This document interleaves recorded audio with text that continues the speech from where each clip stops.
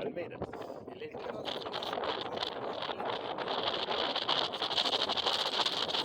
Cocodrilos y tortugas. En la profundidad de las aguas.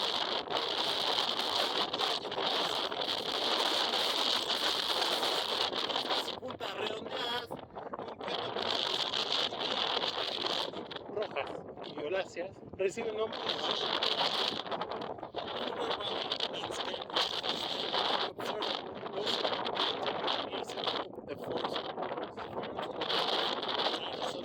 crocodiles, turtles, and many more live. Bueno, y eso es Esto es Sarmiento.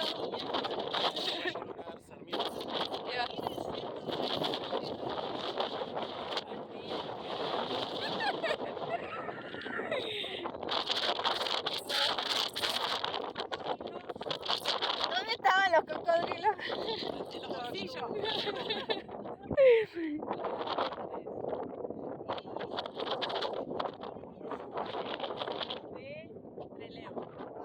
Está muy lindo, hermoso.